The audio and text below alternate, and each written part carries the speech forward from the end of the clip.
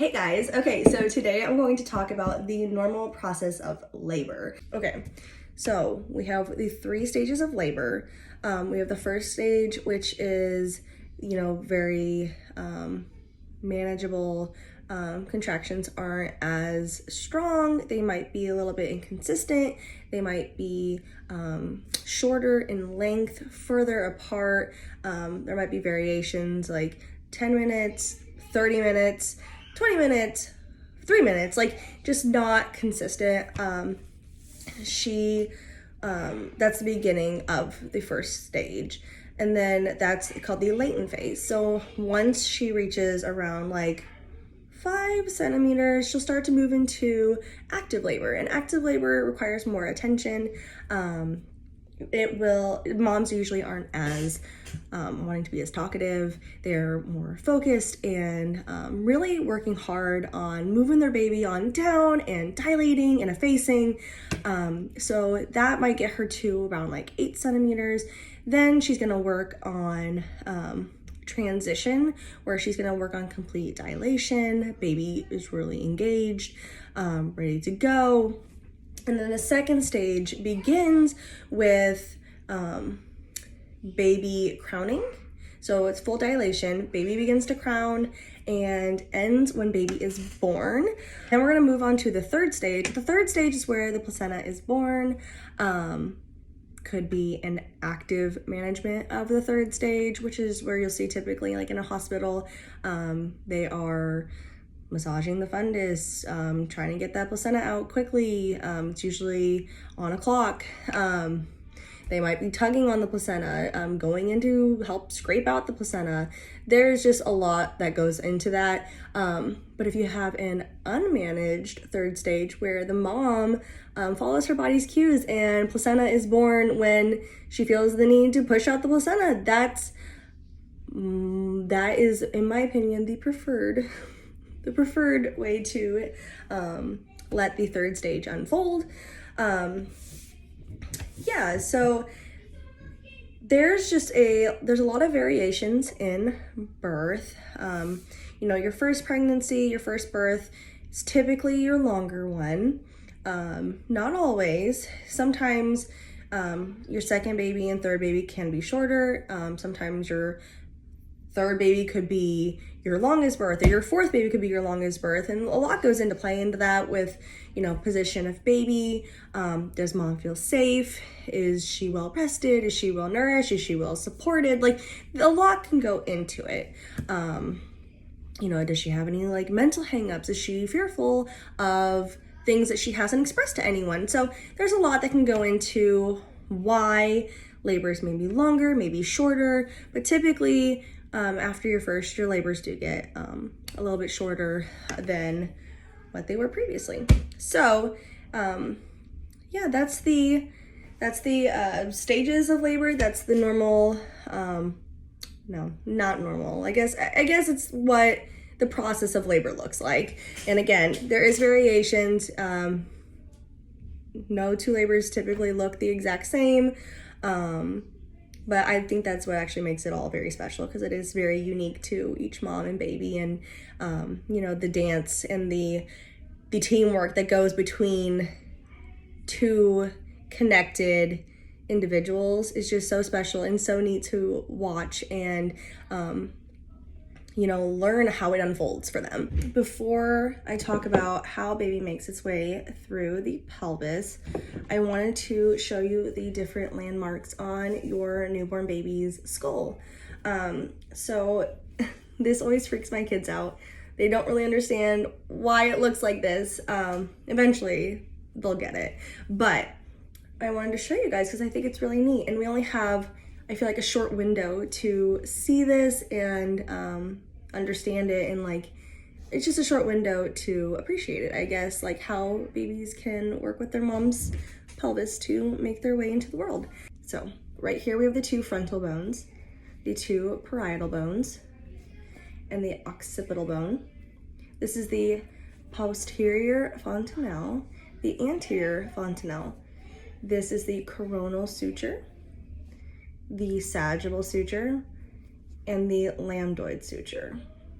And so when baby's crowning, and if they have a little bit more of a narrow opening, their bones can overlap and fit through their mommy's pelvis. So sometimes you'll see babies have like a cone head, but it usually goes away and like rounds out pretty quickly after birth. So let's now talk about how baby is going to make its way through the pelvis. So when baby is in the LOT position, he, with each contraction, is going to flex his head, which means he's going to tuck his chin in nice and tight. And that is going to, it's going to make the part that is going to be born a lot smaller. So when you see your baby tuck his head in this small, this is the part that's going to come out first. It is a lot smaller than if your baby was to stay extended, or even further extended. And see how wide that would be to come out? It can happen, but typically your baby will keep his head nice and flexed, and it'll be an easier way to come out. So when your baby is nice and flexed and enters in, it's going to look like this. For the average person, you might not think about how babies are born.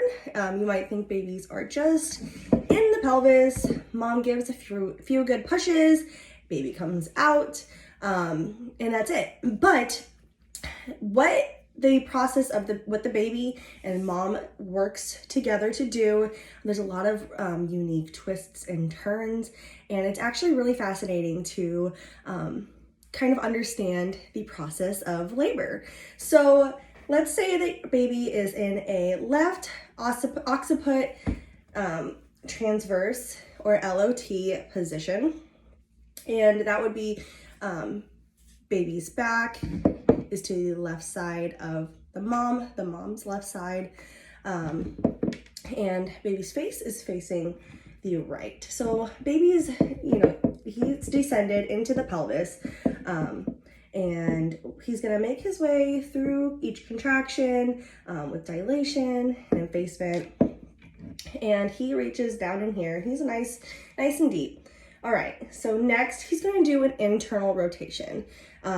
Once his head gets to these little ischial spines, see how it's a lot more narrow than here? He's gonna wanna turn his head to fit.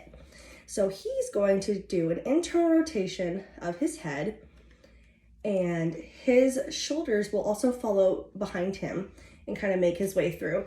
If you think about it like a snake, it's a weird way to kind of describe it, but you know how when you watch a snake and whenever way the head goes, the rest of the body follows?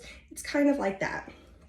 So baby's going to turn and fit through those spines. So now there's a lot more opening. And through extension, so he's going to extend his head all the way out. So now is where his head is born. And here you'll see babies do what is called restitution. So his shoulders are a little bit kind of twisted up in there. He's just gonna do a very, very slight little wiggle, little turn. You might not notice it, but he'll make like little faces, like little facial like scrunches and stuff. So that's called restitution. Just whenever he kind of realigns a little bit, gets a little bit more comfy, I guess. And then because those shoulders still need to be born, his shoulders are now deep inside the pelvis. They're right here at the pelvic floor. That's when the uterus is gonna do a big push, lots of force to get those shoulders to be born. And those shoulders though need to still line up and get more width. So he's going to do an external rotation, and that's when he's going to line up, and now he's facing the mom's inner thigh. So he's making his way down. I'm gonna open him up a little bit because that's gonna be easier. And he's going to then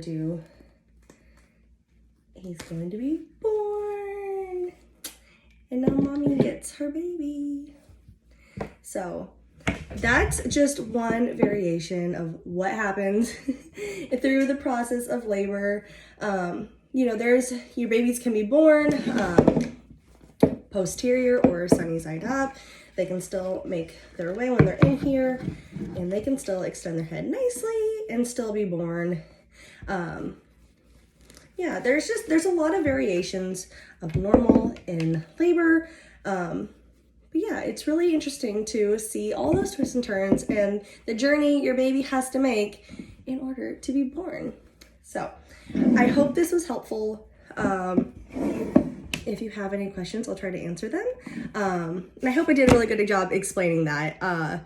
It's very hard to hold a pelvis in a baby and do all the things with just 2 hands. So I hope you guys enjoy this video, and I will see you guys later.